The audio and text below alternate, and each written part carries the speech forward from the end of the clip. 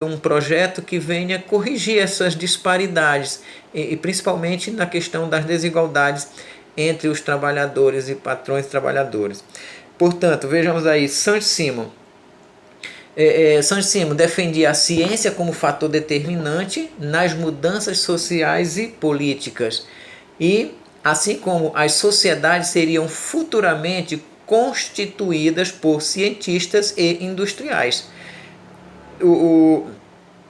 Esses dois grupos, assim como também defendia Auguste Comte, seriam responsáveis pelas mudanças nas sociedades, pela base, digamos assim, a base social estaria nesses dois grupos. Os cientistas que desenvolviam conhecimentos e os industriais que transformavam esses conhecimentos em benefício da sociedade. O Robert Owen, ele procurou trabalhar formas de cooperativismo, que seria essa experiência de vida comunitária. Ele acreditava na necessidade de mudanças e reformas na economia. Para Fourier, em sua crítica ao capitalismo, também propôs forma de vidas comunitária. Onde o trabalhador ele fazia uma associação com a empresa. Então formava uma espécie de comunidade onde todos se ajudavam mutuamente. Então, compartilhando, o trabalhador,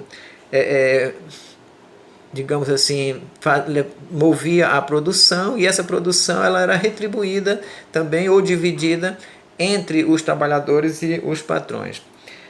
Bom, entretanto, para Marx, esses autores, mesmo em suas necessárias críticas ao capitalismo, não chegavam ao seu ponto central.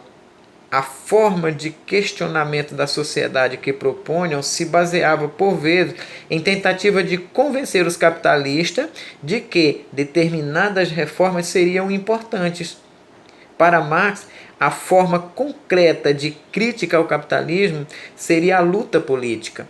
Então ele difere um tanto quanto desses autores.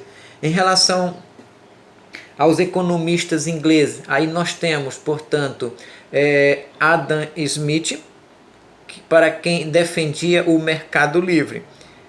Esse já sabe, quer dizer, aquela busca defende a ideia da livre concorrência, a oferta e procura, o Estado não deveria intervir na economia, o mercado deveria agir por leis próprias e o Estado deveria apenas proteger a propriedade privada do cidadão. E portanto, David Ricardo, economista inglês, esse impressionava muito Marx. Marx defendia com todas as letras que se naquele período do século XIX falar em economia e não falasse em David Ricardo, portanto você não tinha respaldo legal. Então ele considerava um dos economistas mais sábios no momento.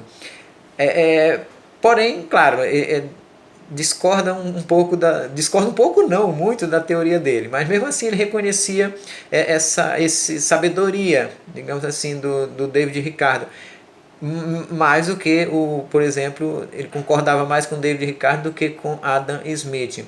Para David Ricardo, ele apoiava a livre concorrência, porém defendia que o valor de um bem era determinado pelo tempo de trabalho necessário. E aqui é onde se parece um pouquinho com Marx. Porque o que significa isso? Por exemplo, Marx ele defende essa ideia no seu livro Capital, de que o valor de uma mercadoria se dá pelo tempo de trabalho gasto nessa mercadoria ou investido nessa mercadoria. Então, por exemplo, um produto na natureza, você vai lá na árvore, na floresta e tira o cacho de açaí. Bom, na natureza ele não vale, tá lá de graça. Agora, ao tirar esse açaizeiro, o açaí, descaroçar, ensacar, levar para o mercado, então o quanto custa a lata, o saco desse açaí? Bom, para Karl Marx, esse valor que você vai pagar é pelo trabalho humano que foi investido nesse açaí. Não é o açaí, mas é o tempo de trabalho nele. E aí, então é isso que vai dar valor nas coisas. Logo, Marx conclui que somente o trabalho gera riqueza. David Ricardo ele defende essa ideia também, quer dizer, o preço da mercadoria é dado por esse trabalho humano. E aí é onde ele se parece com Karl Marx. Marx e a ideologia alemã. O que é isso? Bom, Marx e Engels tinham o objetivo de construir a concepção materialista da história.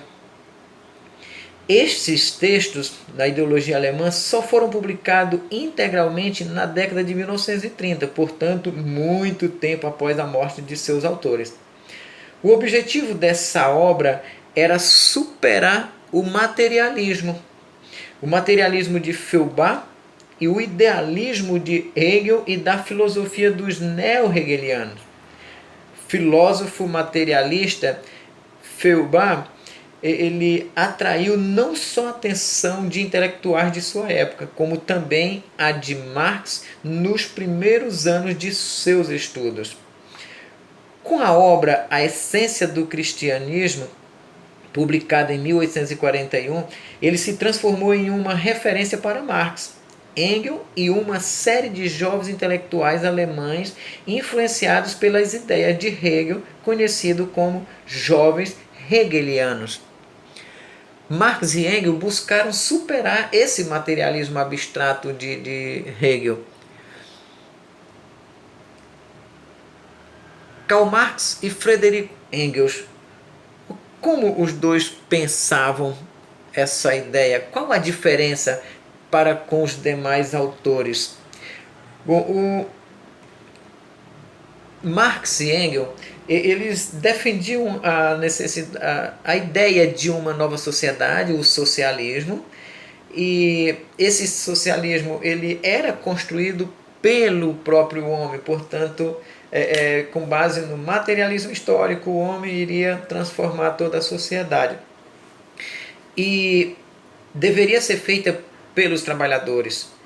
Marx dizia que capitalista nenhum ia mudar a sociedade, como dizia Fourier, Saint-Simon, Charles e outros. Por exemplo, para eles, tudo seria mudado somente pela classe trabalhadora. Não, outra classe não faria isso. O capitalista não ia mudar a sociedade. Marx e Engels, em toda a história da filosofia, os pensadores se detiveram em analisar o mundo e suas representações sem que observasse os seres humanos como produtores de suas histórias, de suas ideias.